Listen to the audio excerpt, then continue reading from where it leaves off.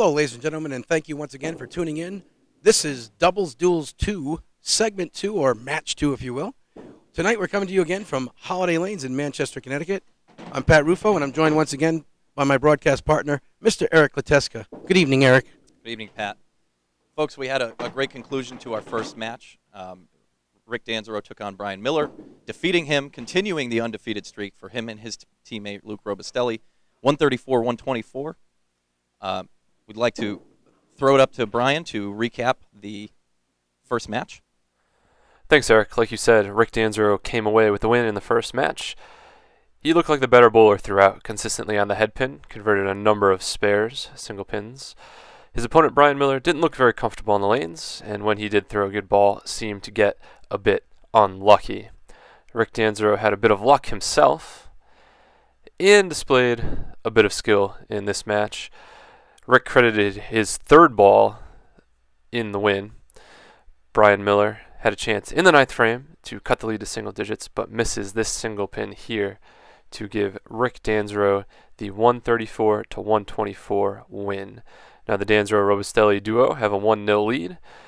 Now guys, how big of an advantage is that 1-0 lead? So, Eric, what do you think about the question in terms of the pressure? Well, so really, being ahead one game in our format, the doubles duel format, really doesn't mean anything. We've got a very talented competitor taking on Luke. Mike Labrie, he could turn this thing around and tie it up right away.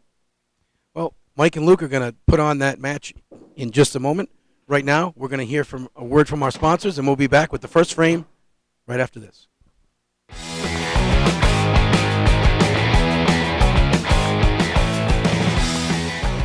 Holiday Lanes is located at 39 Spencer Street in Manchester, Connecticut. It has 32 duckpin bowling lanes, a full snack bar, and lounge. Have your next party, fundraiser, or corporate event at Holiday Lanes, or come down to open bowl with friends and family. There are glow bowling specials on Friday and Saturday nights, as well as drink specials in the lounge. $5 Coors Light pitchers, $2 50-cent Coors Light or Miller Lite bottles. Come down Holiday Lanes, 39 Spencer Street, Manchester, Connecticut, and strike up some fun.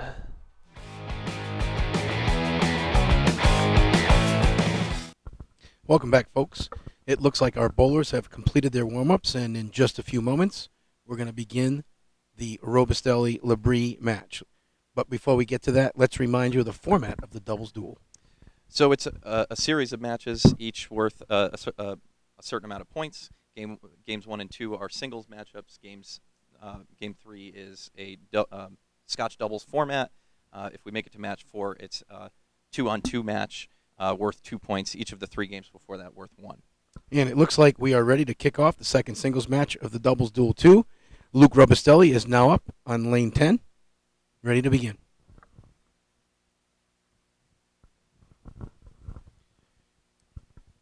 Yeah, Luke put on a stunning performance for us last time in match 1 against Kyle Shaw. And Luke's got to be happy about the ball return being underneath the deck there. Oh. Wow, he laughed as he dropped it the ball and threw a strike. Buries it in the pocket and carries it. He absolutely dropped that ball, and it went right where he wanted it. Like he knows what he's doing. Wow. And this is an important moment for Mike. I think Mike has a reputation of being a good pressure bowler. He's going to take the lane here, take his time, and try to throw one right back at Luke. You know, I know from experience, you're not going to run away from this guy. He's never out of a match. Leaves himself a bit of a mess here. 5, 6, 7, 9, 10. Yeah, there's a lot there. This, again, thinking back to the Dansereau Miller match, clean the deck, get your wood, stay in it. Don't give up marks without the bowler getting a mark. Yeah, Mike, a little outside there, just gets the 10 pin. He's going to be looking for at least 2 here. And we are at a point with our defending champions now where they're on a heck of a roll, and the last thing that they need is to have more confidence at this point. Yeah. For the other guys, anyways. I mean, the more confidence they can build up for them, the better. But it's going to put the team of Labrie Bryan Miller in a real tight spot if they get down 2-0. Yeah, and Mike, a little slow start here, just like his teammate Brian gets 7 on that first box. Yeah, it's 7 box. Again, 3 pins down plus a hit right away, right off the bat.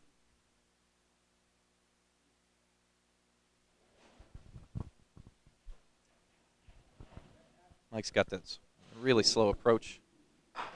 Oh, I've seen him throw a lot of those, and I thought that was coming all the way back, but he'll take that 9-drop. Yeah. We call that the 5-pin. He does have a very, I call it interesting approach, but again, it doesn't really matter how you get there. It's the consistency of how he approaches the lane that really is what makes him so competitive. He's always. There's more than one way to skin a cat, right? Yeah, I mean, you've got Luke, who has a very, unique approach to the lane as well. So it's fun to watch these guys bowl. They're both so good. Yeah, great contrast in styles between the two of them, and you've got one bowler who comes from the way left, one bowler who comes from the way right. Yeah, they're covering the whole approach, that's for sure. Their ball rolls over every board in this. They don't miss a spot. If this were a 10-pin, the oil pattern would not be disrupted by either of them. They'd have all their own oil to work with, really. Yeah. The very, very rare pitch out from Luke there. Yeah, this is something you don't see often from him. Maybe he's showing a little bit of nerves here, the way he dropped the first ball and then a little bit pulled on that second one on the first ball, the second frame here. When I look at guys like Luke and Mike, I you may see a glimpse of nerves, but they won't be there for long. Yeah. So the 7 load puts him up 10, but right now he's up against a mark in the second. So yeah, essentially Labrie's even the game out early, which something Brian wasn't able to do early on. Yeah. And Luke's a guy who's been around the block a couple of times in this sport. You see the star on his back. He'll settle in here. Well, I think right now he's thinking about the first ball just being in the pocket here. The star in his back represents a Pro Tour victory, which is a very, very difficult thing to accomplish in this game. You've got 100 of the top bowlers in the country competing in any given event. You got to bowl an 8-game qualifier in most events, and then you got to average like in the mid 140s probably just to even get to the cut. Yeah. I mean, and sometimes that's not even good enough. Yeah, absolutely. I mean, and then you got to go up against guys who are going to throw maybe a 170, 180 at you consistently. Right. You've just truly got to be the king of the hill. That from everything I've seen and heard about the Pro Tour, you don't have any opportunity for a bad game. There's none. Yeah, a very, very narrow margin for error. So Luke concludes his third frame. He's got 35, and Mike takes a lane, filling a spare in the second. He's starting his third. He's got 17 plus his first ball here. Chance to take an early lead, really. Oh, goes through the middle. Throws a great ball. Yeah, you could see by his reaction at the line that he was trying to finesse that over somewhere, anywhere but dead on, and that's where it ended up. Yeah, sometimes you know it on the second or third step you take what's going to happen. But again, this is a shot that it can be. It's not impossible, even though it looks really difficult. It's not an impossible shot. It's just you got to hit it just about perfect. Yeah, we see it made pretty often. It probably looks a little scarier than it really is. So he carries 3, and he'll look for the next 3 here, and that would leave him down 4 on Luke. He's down 4 pins, and in a position where he's not anywhere. He's not really out of the game at all. He's 4 pins down. He can throw a bomb. He could throw a double. Put himself right in a good position. And we saw the last time Luke competed in the singles match against Kyle Shaw. He fell behind early on, so we know he's comfortable coming from behind. Either of these guys. But how does he fare when he's on top? Right. Well, that's going to be. We're going to see as this match unfolds.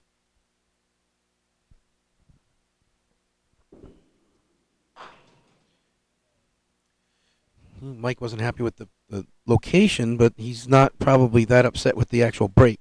Yeah, very makeable spare here. The 1-3-6-9 can catch it on either side and carry the 4. I believe Mike's probably, if I had to put a little wager on, I'd say he goes in between. But I was wrong. So And he did a it little bit, way out. a little bit yeah. more straight on in that head pin than he probably wanted to be. But gets Bottom line, they're not there anymore. Puts it, and they all look the same up on the scoreboard, right? Absolutely.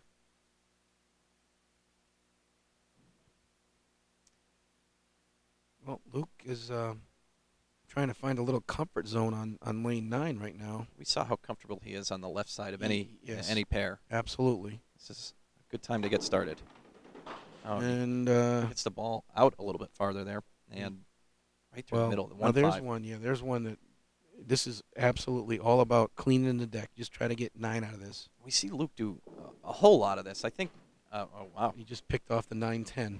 And you can't do that without the angle that Luke has on his ball. But you see Luke go through the middle frequently, and it's more likely than not a function of the fact that his ball is tracking to the right. He throws it to the right, but he's got spin to pull it back to the left. So by the time it gets to the head pin, sometimes it just goes right through. And unfortunately, there's the disaster of a 5-box, which, essentially he just gave Labrie another hit. You don't see that often. Yeah. That's a rare 5-box from somebody like Luke. And he's puts Mike right into the lead. Oh, absolutely, and not doing what his partner did throughout his match, cleaning the deck. And once again, right through the middle. So now we are going to see Luke back in a position where he's down. So maybe he needs that incentive to start throwing the ball and put himself back into the match. Yeah. Got a very challenging opponent here. Well, Mike's not going anywhere. When Mike gets on top, he can really beat you down. So the score so far, ladies and gentlemen, Mike Labrie, in the fourth frame, has a 41. He's filling a spare. Luke has actually fallen behind the frame. He's got a 48 in the fifth with no mark. It's looking grim so far for Luke. He needs a big second half, to say the least. And this is a spot where somebody like Mike is just he can taste it right now. He can see there's blood in the water. He can see his ball just bombing this pocket. And basically that's exactly what he did. I do believe he's one of those bowlers that I don't know if we talk about it very often, but I can see him visualizing the shot, really. Yeah. Seeing it happen. I wonder if he saw his score accumulate to 51 in the fourth. Speaking of Michael, can you pick out the young Mike Labrie out of this photo? Yeah, for anybody who thinks that Mike Labrie just came in off the street and bowl like this. Been bowling since he was, about 7, 8 years old right there? Maybe 10? He's not very old right in that picture. All of our bowlers tonight have been bowling for 20 or more years. So here's Mike up, and right here's a spot where he can really put some distance. He actually got away with that. Yeah, like you said earlier, not happy with the ball, but he'll take the outcome. Absolutely take that outcome. He did not expect to see the 1-3 staring at him after that release. No, in fact, that ball wasn't a lot different than that ball we saw Luke throw. Absolutely. But he makes the most of it. Right between them. So just right there, Mike puts himself over 20 pins up. He had a 23-pin lead through 5. Yeah. With a mark up in the 6th. It's a big advantage. Yeah. The score so far, ladies and gentlemen, 81 for Mike Labrie, 81 in the 6th plus a hit. Luke Robustelli, 48 in the 5th. We're going to take a quick break and hear from our sponsors. We'll be back in just a moment.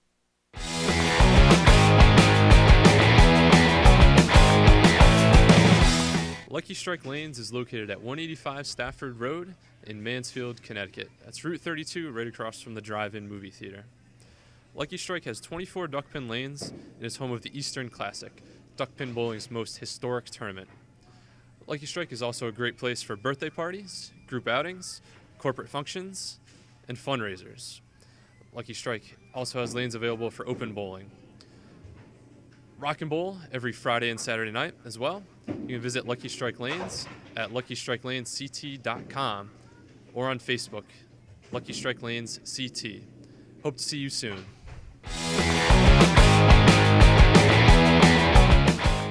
We'd like to welcome everybody back, and before today's match, we asked Luke Robustelli what was his favorite bowling memory, and here's what he had to say. My favorite moment in duckpin bowling has to be when I won my pro tour at Highland Bowl. Just, very wonderful time for me and my family. My wife was there, my son was there. It was also the very first event that I was president of the DPBA. So that will always hold a special place in my heart, and that's why that was my very favorite moment. And there's Luke coming out of the first half gates with another flare to the side of the headpin, but at least this time he has a makeable spare shot. Yeah, he's been off to the left on a lot of his first balls, but he takes advantage of that spare break and gets himself back on track here for the second half of this match. Being down 23 pins with 5 to go, he knows there's not a lot of room where he can leave openings. Yeah. And this is similar to the position we saw him in our first match, down more than 20 pins. He was down 30 at one point, I believe. Yeah. If there's anybody that can put some strikes together here, this is the guy.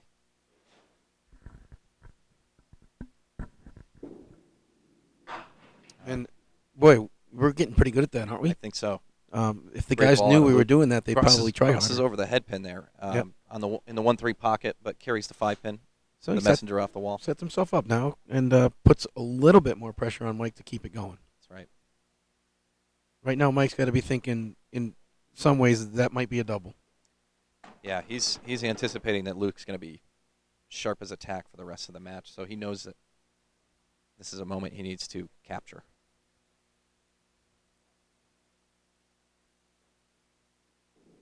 Very slow. Oh, beautiful ball out of Mike right now. Just wanted to remind our viewers that we are not showing Mike Labrie's approach in slow motion. That is his approach.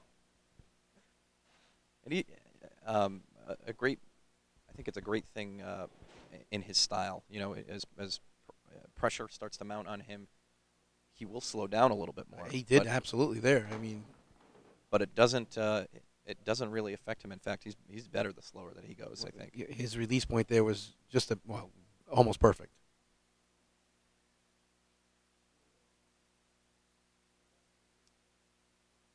In matches, Luke locks he step retains in the 23 pin lead. In those two frames. You know, Luke gains no ground on him with those last 91 to 68 through 6.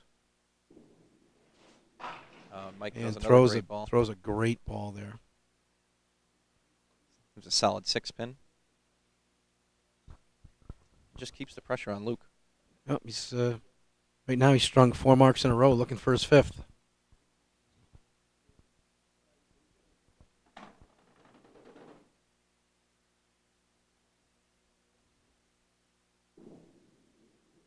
He slid by that to the right. Leaves the door a little open here.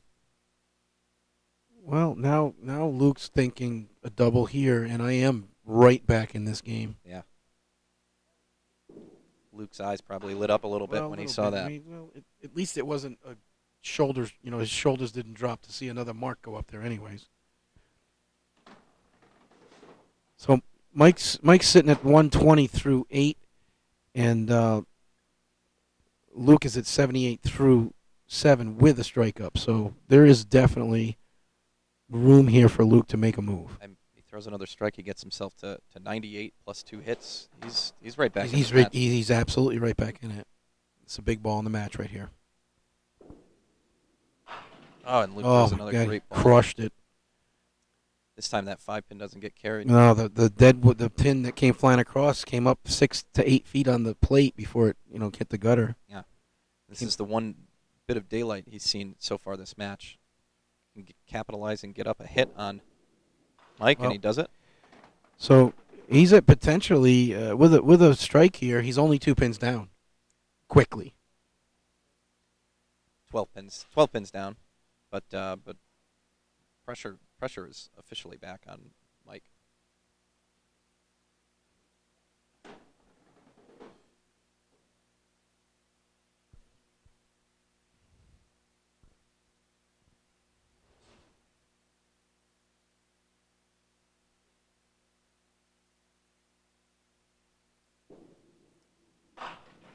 Luke carries it in that 1-2 pocket. Can't get himself to 9, but he'll take the 8. I'm not sure about that reaction from Luke. I'm not sure if he thought he chopped or if he was looking for more. Yeah, he didn't look very happy when it came out of his hand. Yeah.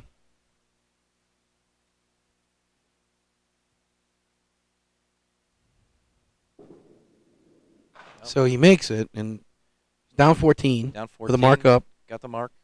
It's a game. A little out of position, but pressure is on Mike here. It is the mark. Yeah.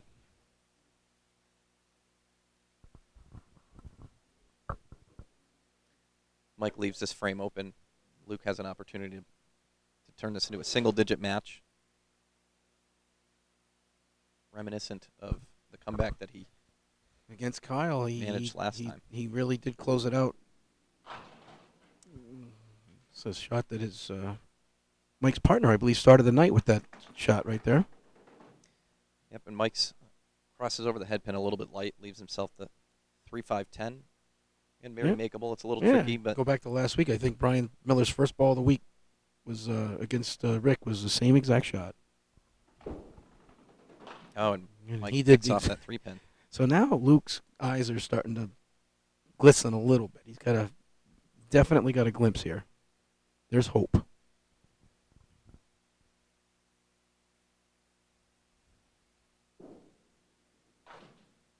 So with the 9 box, 129 through 9.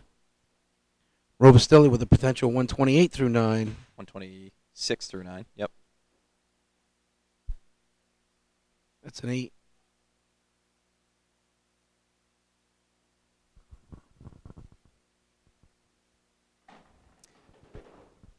Mike knows he needs to mark here. Well, he really has to keep. He's going to really put. This ball's going to have purpose right here.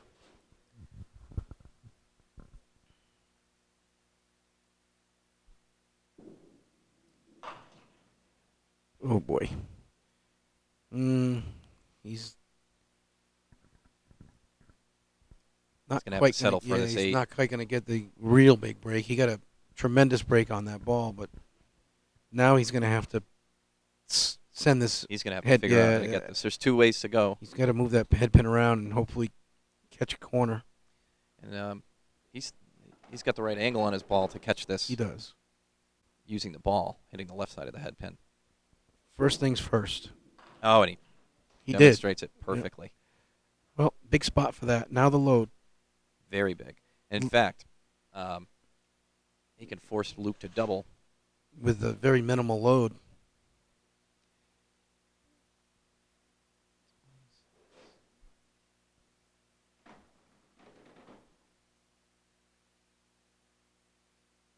He needs an 8 load to force a double, I believe. Yep.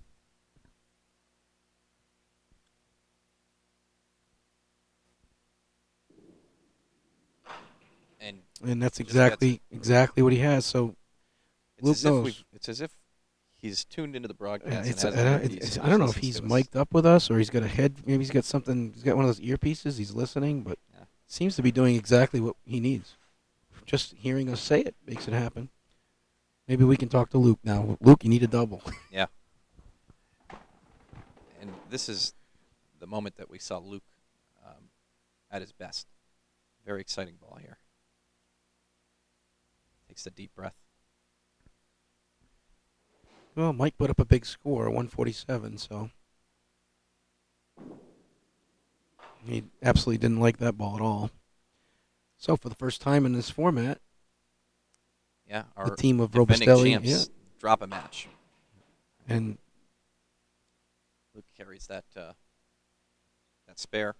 Highest possible game, Luke throws a 138, so definitely match 2 in this format. Yeah, Luke's going to just try to throw a good ball here and build some confidence for it. And there's the bomb he needed to start. So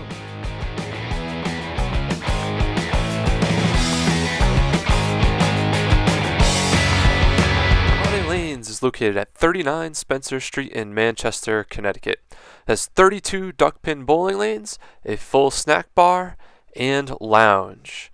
Have your next party, fundraiser, or corporate event at Holiday Lanes, or come down to open bowl with friends and family. There are glow bowling specials on Friday and Saturday nights, as well as drink specials in the lounge. $5 Coors Light pitchers, $2 50-cent Coors Light or Miller Lite bottles. Come down Holiday Lanes, 39 Spencer Street, Manchester, Connecticut, and strike up some fun.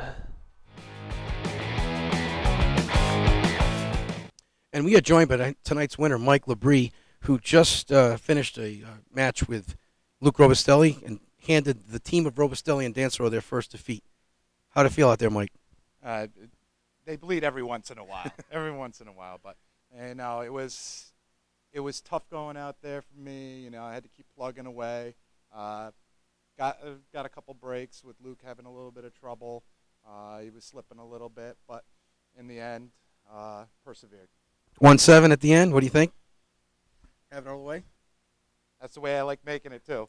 Well, it's Mike Labrie, who's tonight's winner, and the team of Labrie and Bryan Miller are now squared up at 1 point apiece, and we look forward to seeing you next week in the Scotch doubles format where all 4 bowlers will go at it. Hope to see you there. Thank you for tuning in to Duckpin TV's presentation of Doubles Duel II. We would like to take a moment to thank the volunteers, donors, and the Host Bowling Center for making the show possible. Make sure you tune in next week, Monday, June 9th, as Doubles Duel II continues with the Scotch doubles match between Mike Labrie and Bryan Miller and Luke Robustelli and Rick Dansereau.